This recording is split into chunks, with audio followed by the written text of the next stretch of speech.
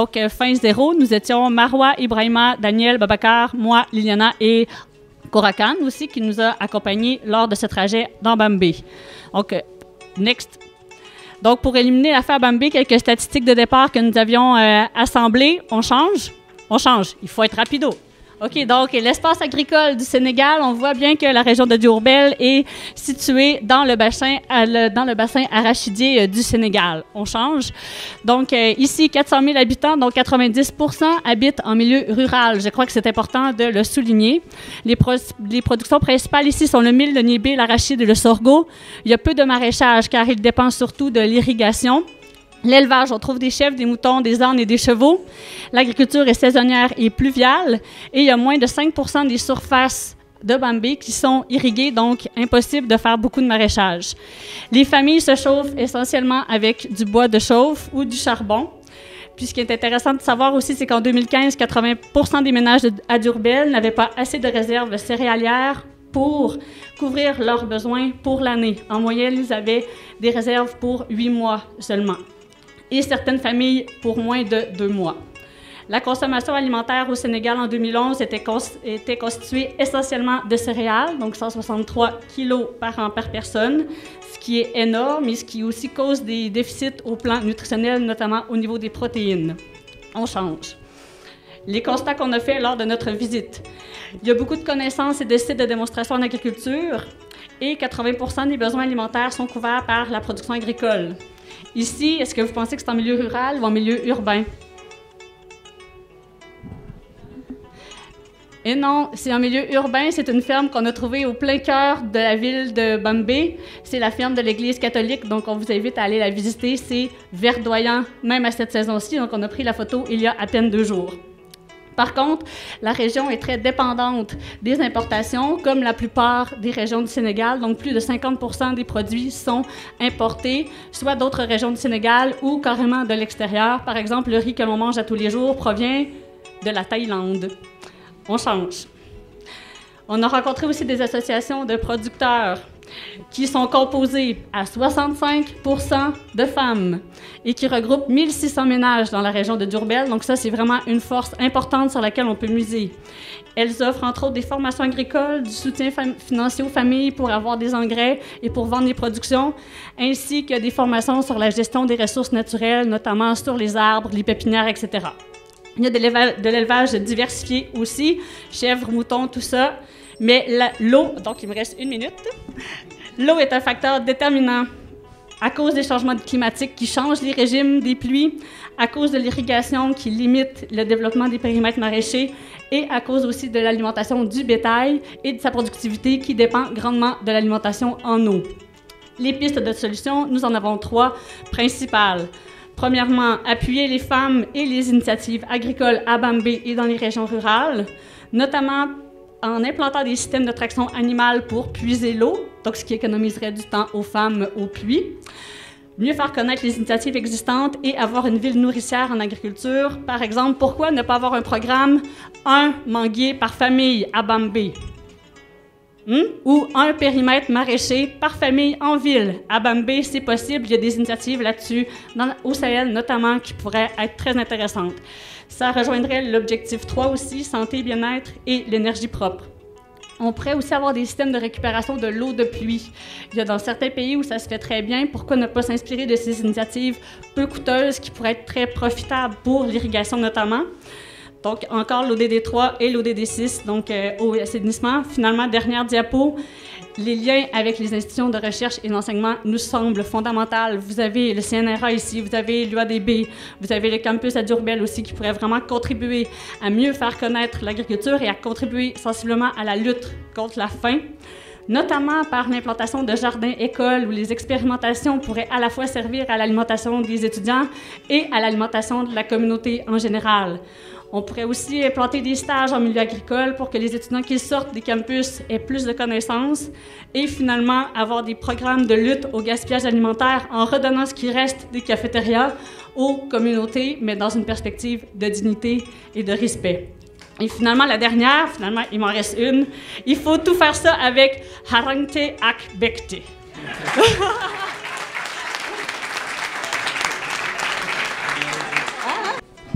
présente au l'ODD 3.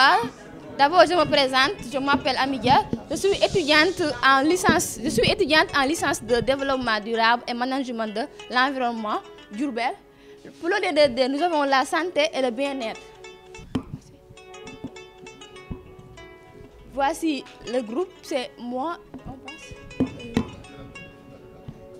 D'après les statistiques, nous avons observé une faible prévalence du VIH-Sida au Sénégal. Mortalité maternelle, 401 pour 1000 naissances vivantes, 100 000 naissances vivantes. Accès difficile aux professionnels, 70% des médecins, 80% des pharmaciens et des dentistes sont à Dakar. Cela peut expliquer par une mauvaise répartition des structures sanitaires. Nous avons aussi, d'après les enquêtes, une diminution des maladies infectieuses, le VIH, la tuberculose, le paludisme, mais avec l'apparition d'autres maladies chroniques comme le diabète, l'hypertension, le cancer et l'obésité. Et on peut expliquer ce schéma.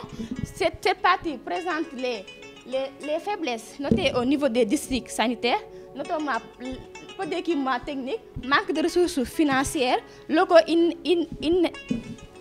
sont inadéquats, lenteur et lourdeur administrative, comme nous avons observé à Bambey, plus de 40 000 habitants et il y a un seul médecin-chef qui gère l'administration. Nous avons aussi une faiblesse disponibilité des services de psychologie générale. Pour les forces, nous avons une gratuité des soins pour personnes pauvres et handicapées, prise en charge psychosociale des sédatifs, numérisation progressive avec l'informatique. Nous avons aussi des mesures d'éradication du paludisme avec la distribution des moustiquaires imprégnés et l'organisation des campagnes d'aspersion intradomiciliaire. Pour pallier à cette fin, nous avons jugé nécessaire de mettre un pont de culture entre la tradition et la modernité. C'est référé aussi de la médecine moderne et de la médecine traditionnelle. Merci, je laisse la parole à Alexia. Donc tout ça, c'est ce qu'on a pu observer pendant nos rencontres. La médecine traditionnelle a été intégrée par plusieurs structures de santé, notamment les missions catholiques de sœur Marie-Christine Dom. On peut passer à la suivante. Donc finalement, ce qu'on a identifié, c'est qu'il y avait plusieurs pôles de travail, notamment l'administration, la formation professionnelle, la communication et la sensibilisation et la prévention.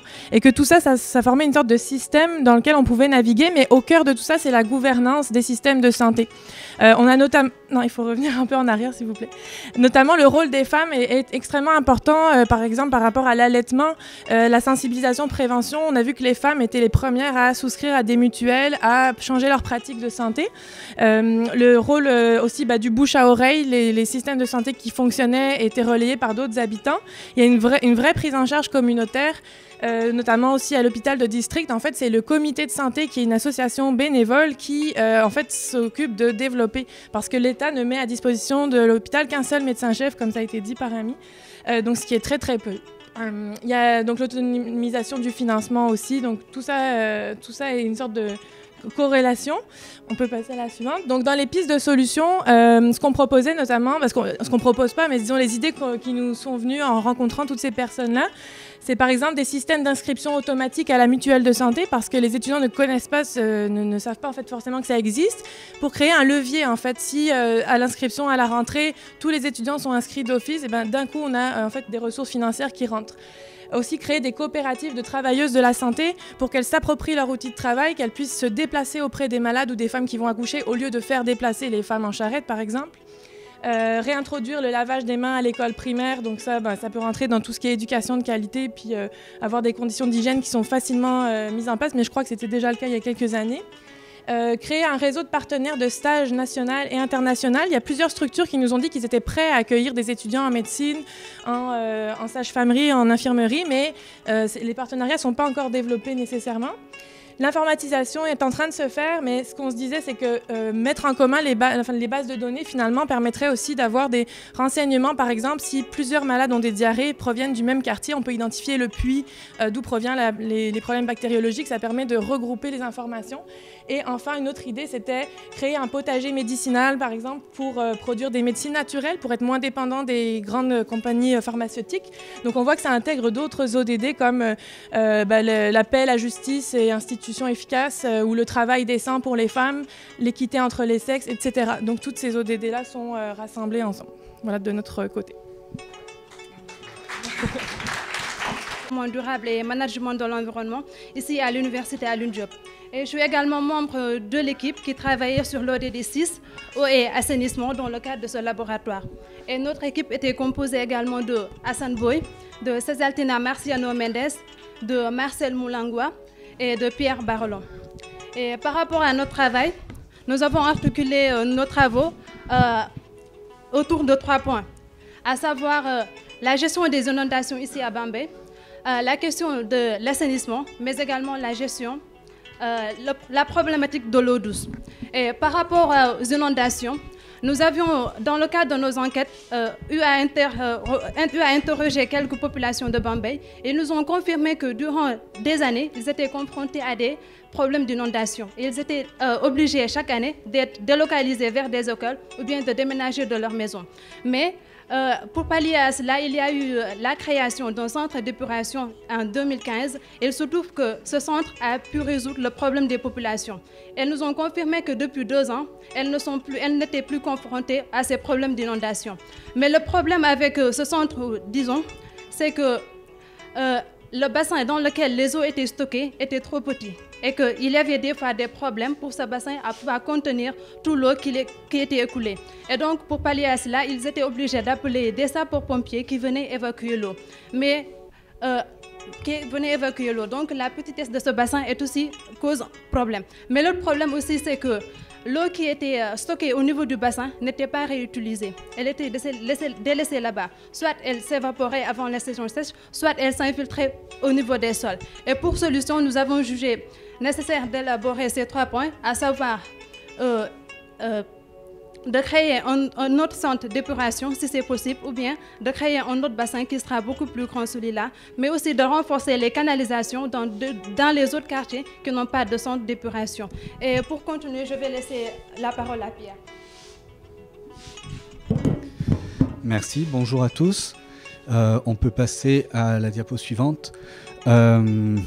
La distribution en eau douce est un autre point qu'on a abordé avec notre équipe. On est allé rencontrer la SDE et on a rencontré le responsable, le responsable du puits Hassan Daigne, qui est le long de la nationale.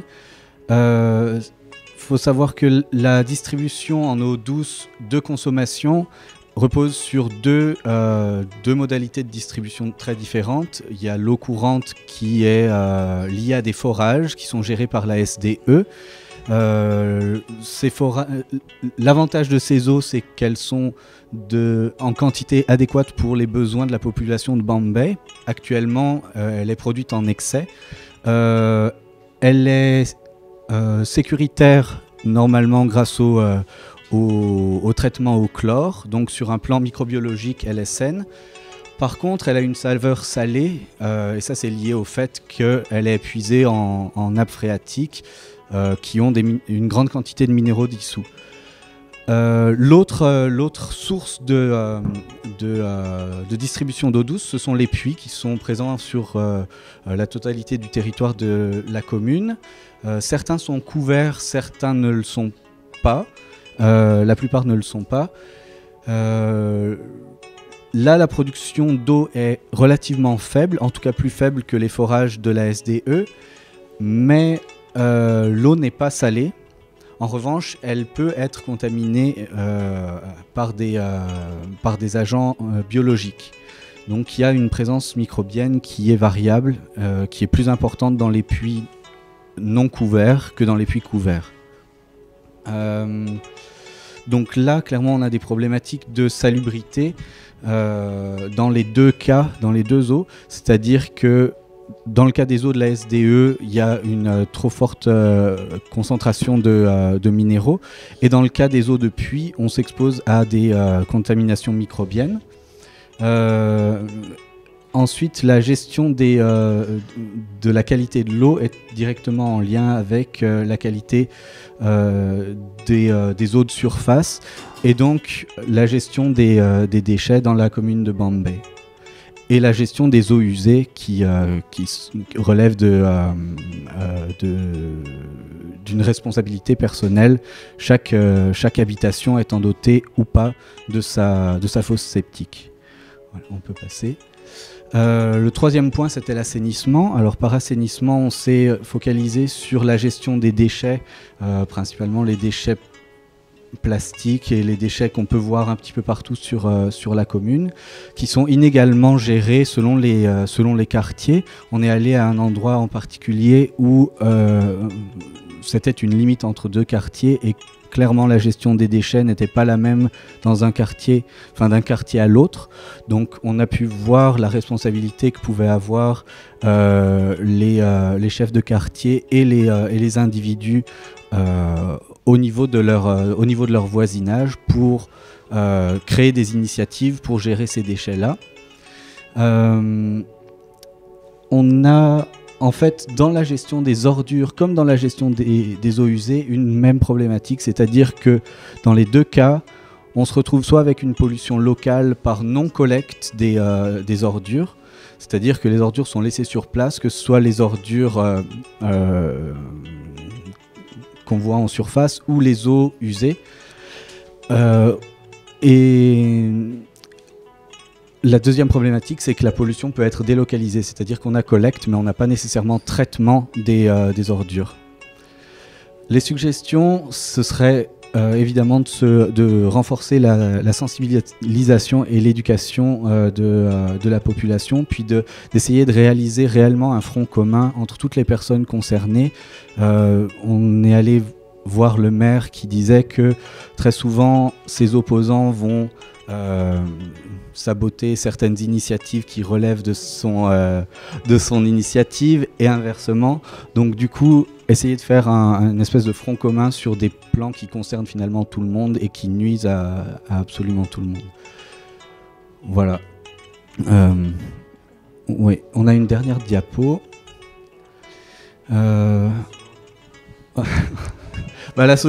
L'essentiel de la solution pour l'instant, c'est vraiment de gérer l'assainissement, puisqu'on a vu que les inondations étaient un problème réglé et qu'on n'a pas de solution immédiate pour la distribution de l'eau.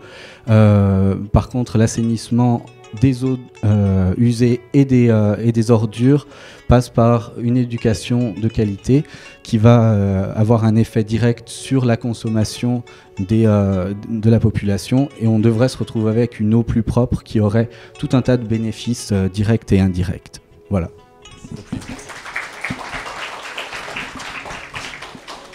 Alexandre, accompagné de Viviane, Shedrack, Adjara et Amadou, ici. Donc, on est l'équipe qui traitait sur l'ODD 7, énergie propre et d'un coût abordable. Donc, tout d'abord, on a constaté quelque chose en faisant des recherches et en se promenant dans Bambey, que, premièrement, le Sénégal est le 8e pays en Afrique ayant le plus grand taux d'accès à l'électricité, ce qui est quand même très bien. Donc, félicitations. Ensuite, il y a 10 des 14 quartiers à Bambey qui ont accès à l'électricité, ce qui est également très bien ici. 90% de ces ménages dans ces quartiers sont connectés au réseau, donc ont accès constamment à l'électricité sans problème. Il y a aussi une volonté d'améliorer le réseau par Sénélec, donc d'ajouter des transformateurs à la ville de Bambey pour assurer une meilleure qualité de l'énergie ici. Donc, il y a un potentiel de l'utilisation de l'énergie solaire également présent pour le pays au complet, donc qui est une source d'énergie renouvelable.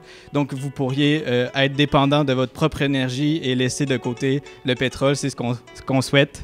Et donc, pour avoir accès à l'électricité ici à Bambey, il faut d'abord être loti, c'est le plus grand prérequis. Une fois que vous êtes loti, vous pouvez, la Sénélec et la SDE peuvent rentrer et mettre en place le réseau d'électricité et le réseau de l'eau. Sans cela, les ménages ont tout simplement pas accès à l'électricité, sauf s'ils se dotent d'un panneau solaire pour produire leur propre énergie. Donc, c'est vraiment la base qu'il faut. Et ensuite, l'habitat doit être aux normes Sénélec pour pouvoir être connecté au réseau. Donc, ce sont les deux points à respecter. Et En fait, certains problèmes ont été identifiés aussi. Il y a quelques coupures d'électricité ici à Bambé. Parfois, vous pouvez être 2-3 semaines sans coupure. Des fois, plusieurs fois par jour, vous pouvez avoir des coupures allant de 1 heure à 4 heures, ça dépend. Ensuite, il y a un prix relativement élevé de l'électricité aussi, ce qui a fait en sorte que certains ménages qui peuvent avoir accès à l'électricité n'ont pas accès à l'électricité parce qu'ils peuvent pas ils peuvent pas payer pour l'électricité. Donc, c'est pour ça qu'il y a un petit 10% dans les quartiers, là, justement, qui n'ont pas accès à l'électricité. C'est souvent des lieux liés au coût de l'électricité. Et aussi, il y a une utilisation d'appareils énergivores. Donc, il y a beaucoup de lampes d'électroménager sur le marché qui existent et qui n'utilisent pas beaucoup d'énergie. Malheureusement, ici, en faisant nos recherches, on a découvert que les systèmes d'éclairage, les systèmes de réfrigération, etc., sont très énergivores, ce qui fait également augmenter la facture d'électricité. Donc, si on pouvait faire des périodes de sensibilisation envers la communauté pour sensibiliser les gens à utiliser des appareils moins énergivores, ça pourrait être une solution également. En fait, la première solution qu'on a trouvée, ça serait premièrement de lotir les quartiers qui ne sont pas lotis en ce moment. Ça réglerait beaucoup de problèmes en termes d'énergie. Donc, tous les quartiers de la ville de Bambé pourraient au moins avoir accès à l'électricité de cette façon-là. Et ensuite aussi pourraient avoir accès à l'eau fournie par la SDE. Donc, pour nous, c'est une solution qui est envisageable et qui devrait être faite dans les plus brefs délais, en fait. Vous pouvez passer à la prochaine. Donc, si on électrifie ces quartiers, si on fait des séances d'information pour les citoyens, afin de leur expliquer comment faire le processus de lotissement, justement, ben, on vient de régler un gros problème en termes de l'ODD7, qui est accès à l'énergie propre. Et ensuite, ça vient aussi régler une partie du problème de l'ODD6, qui est accès à l'eau.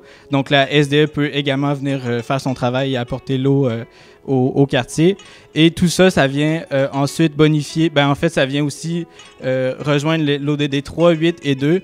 En fait, de ce qu'on a compris en faisant nos recherches dans les quartiers, c'est que les femmes dans les quartiers ou les familles qui sont dans les quartiers non électrifiés passent beaucoup de temps à assurer la sécurité de leurs enfants parce ils vivent dans le noir, en fait, quand c'est le soir, donc ils n'ont pas de lumière. Ensuite, ils sont préoccupés à aller chercher de l'eau, de la nourriture, plein de choses comme ça, et n'ont pas le temps de construire leur famille, si on veut, d'agrandir leur maison, alors qu'ils auraient les moyens de le faire. On a rencontré une famille, d'ailleurs, qui ont dû se doter d'un panneau solaire à 200 000 francs parce que le quartier n'était pas loti et n'avait pas accès à l'électricité, mais la mère voulait assurer la sécurité de ses enfants, donc ils se sont dotés d'un panneau solaire pour pouvoir mettre des systèmes d'éclairage. Donc, s'il y avait eu l'électricité, ils auraient pu mettre toute cette énergie ailleurs, dans la construction de leur famille, agrandissement de leur maison, travailler plus pour apporter plus à leur famille. Donc, pour nous, le lotissement des terrains ici à Bambé, ça devrait être une des priorités pour régler les problèmes. Ensuite, en ayant l'énergie, on assure la sécurité des familles, la sécurité des enfants. On a accès à de la meilleure nourriture. On a plus d'accès à la nourriture parce que les femmes peuvent davantage travailler. Ils n'ont pas à soucier autant de la sécurité, justement. Donc, tout va ensemble. Et au final, on rejoint l'ODD 11 qui est, justement, tout ça permet d'avoir plus de temps pour construire sa famille et en contribuant au développement de la société. Donc, voilà.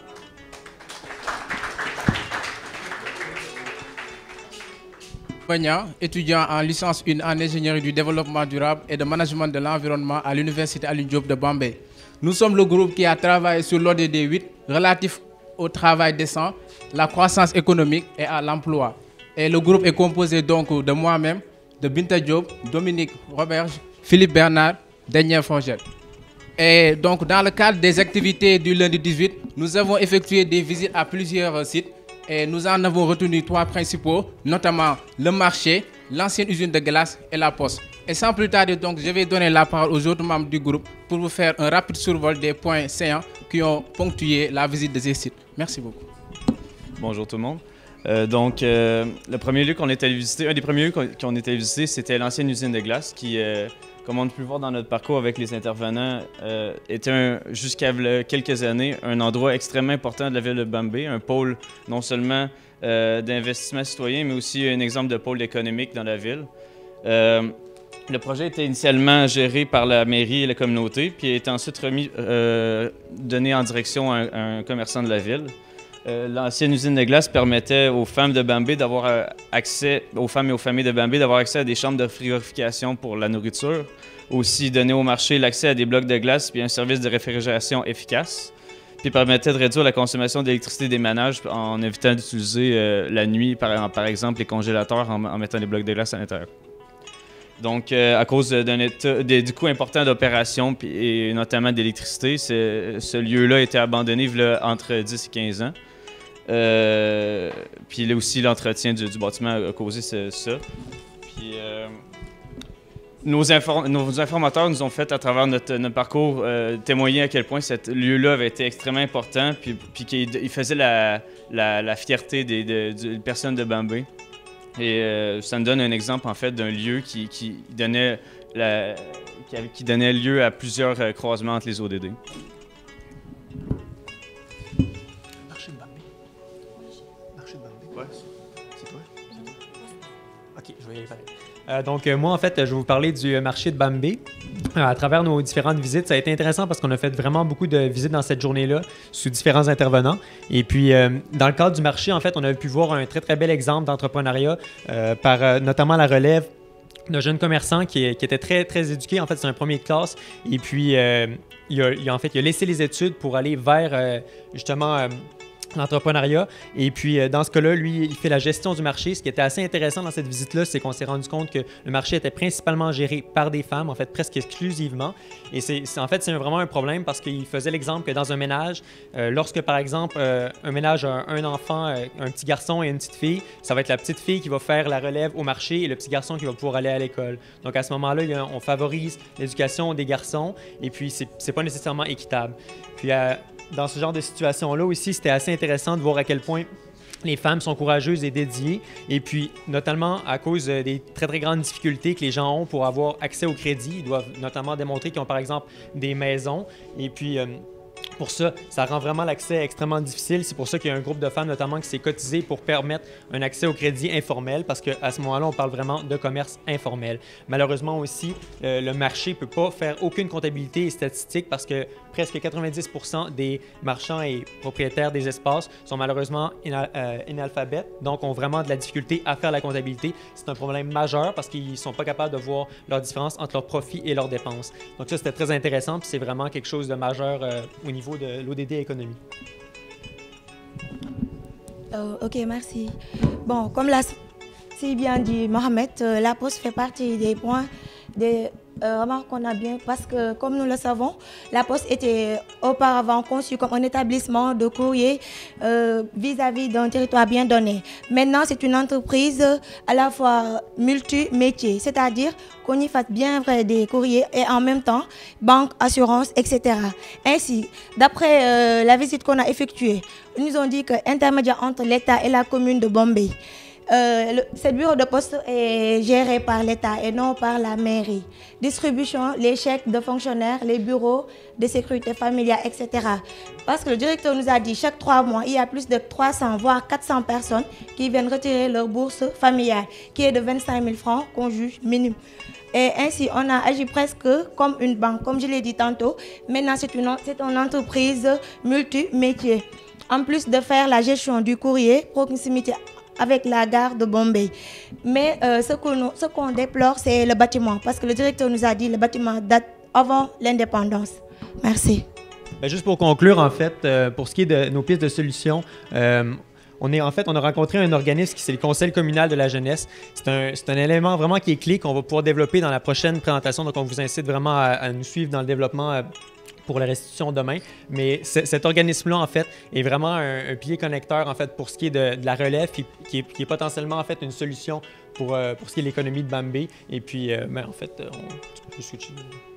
C'est justement, pour finir, on pense vraiment que c'est en intégrant cet élément-là au départ qu'on va pouvoir vraiment régler l'ensemble des problèmes. Donc, c'est par le conseil communal qu'on pourrait faire ce qui va vraiment être un pilier pour l'économie, qui va faire que les gens vont s'intégrer davantage dans les industries locaux, qui va avoir une moins grande différence entre l'école et la pratique. Et à ce moment-là, ça va améliorer par la suite l'ensemble, donc assainissement, santé, etc., pour finalement atteindre l'objectif final d'une ville durable. Mais ça va être la suite demain. Merci encore.